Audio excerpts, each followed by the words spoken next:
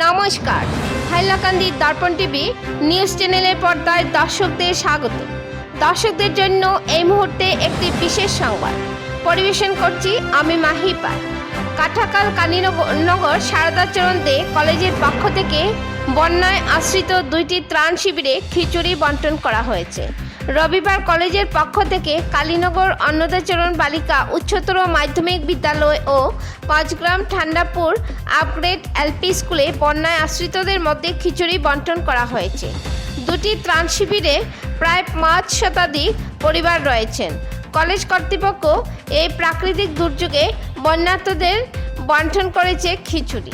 এই অনুষ্ঠানে উপস্থিত ছিলেন কলেজের অধ্যক্ষা শম্পা দেব কাননগো, সহকারী অধ্যক্ষা মীনাক্ষী দে, অধ্যাপিকা ডক্টর মাধবী দে, অধ্যাপক শঙ্কর দাস, অধ্যাপক বিক্রম চক্রবর্তী এবং যোগা ইনস্ট্রাক্টর মিঠুন সরকার।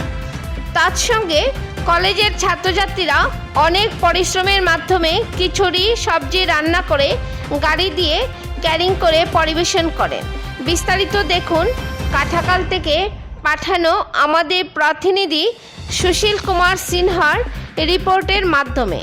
পরবর্তী খবর পেতে চোখ রাখুন হাইলাকান্দি দর্পণ টিভির পর্দায় এবং নিত্য নতুন খবর পেতে চ্যানেলটিকে অবশ্যই লাইক ও ফলো করে দেবেন, যাতে সবার আগে প্রয়োজনীয় খবর আপনাদের কাছে পৌঁছতে পারে। ধন্যবাদ।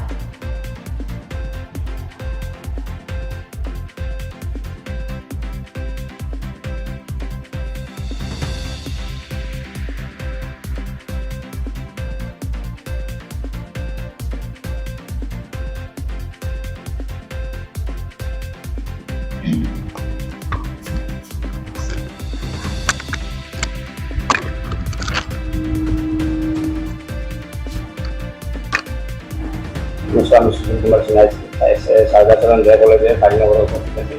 আজকে আমি জানবো যে এই আলগাপুর সমষ্টির কালীনগর এলাকায় যে বন্যায় কবলিত এলাকায় সিডিয়া কলেজের প্রিন্সিপাল সঙ্গে শিক্ষকরা নিয়ে দলবদল নিয়ে ছাত্রছাত্রীর সঙ্গে নিয়ে উনি বন্যায় আশ্রয় নিয়েছেন অন্নদাচরণ গার্লস হায়ার সেকেন্ডারি স্কুলে এবং 5 গ্রামে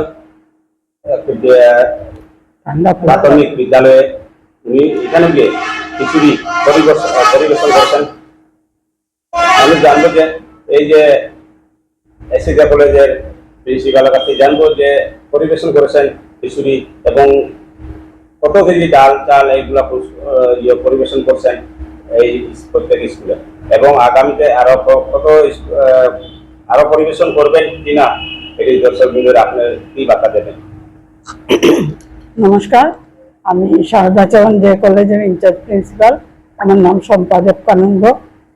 আমরা গতকালকে সিদ্ধান্ত নেই যে আমরা আমাদের সারদাচরণ দে কলেজের এনএসএস ইউনিটের পক্ষ থেকে আমরা বন্যার্থীদের মধ্যে কিছু খাদ্য সামগ্রী বিতরণ করব এবং সেই অনুযায়ী আজকে আমরা খিচুড়ি এবং আলু ভাজার আয়োজন করি ওদের মধ্যাহ্ন ভোজনের জন্য। এবং ওইটা নিয়ে আমরা অন্নদাচরণ গার্লস স্কুল এবং 5 গ্রাম ঠান্ডাপুর স্কুলে প্রাথমিক স্কুলে যাই এবং সেইখানে বন্যার্থদের মধ্যে আমরা এইসব খাদ্য সামগ্রী বিতরণ করি এবং ওনারা এই সকল পেয়ে খুব সন্তুষ্ট হয়েছেন। আমরা প্রায় 15 কেজি চাল এবং 15 কেজি ডাল দিয়ে প্রায় 300-350 মানুষের উপযোগী খাবার প্রস্তুত করি এবং সঙ্গে পানীয় জলও বিতরণ করা হয়। কোন স্কুলে আপনি খিচুড়ি পরিবেশন করছেন? অন্নদাচরণ গার্লস হাই স্কুল এবং 5 গ্রাম ঠান্ডাপুর প্রাথমিক স্কুলে। প্রাথমিক স্কুলে কত কেজি চাল ডাল আমরা একসঙ্গেই বানিয়ে নিয়েছিলাম। তো ওইখানে ছিল অন্নদাচরণে ছিল প্রায় 300-350 মানুষ এবং ওইখানে মোট 80টি পরিবারের মোট 150 মানুষের মতন ছিল আর কি। আমরা জানবো যে এই যে যারা বন্যায় গরিব দুঃখী বাস করছেন স্কুলে ঠান্ডাপুর প্রাথমিক বিদ্যালয়ে এবং কালীনগর অন্নদাচরণ গার্লস স্কুলেও আশ্রয় নিয়েছেন গরিব দুঃখীরা, আপনি যে পরিবেশন করছেন এই পরিবেশনের উদ্দেশ্যের মূল কারণ? মূল উদ্দেশ্য হলো আমরা মানব সেবার এরকম সুযোগ হয়তো আমরা আর পাবো না, সেই জন্য আমরা এই সুযোগটাকে কাজে লাগাতে পেরেছি, ওদের মুখে যে একটুখানি হাসি দেখতে পেয়েছি, এইটাই আমাদের প্রাপ্তি বলে আমরা মনে করি। আগামীতে কি আরো পরিবেশন করবেন? ইচ্ছা তো আছে, আমরা দেখি, কিন্তু সামার ভ্যাকেশন হয়ে গিয়েছে, আমাদের ছাত্রছাত্রী এবং অন্যান্য স্টাফরাও আসা যাওয়ার অসুবিধা, তো যাই হোক, যদি সম্ভব হয় আমরা নিশ্চয়ই আবার চেষ্টা করব।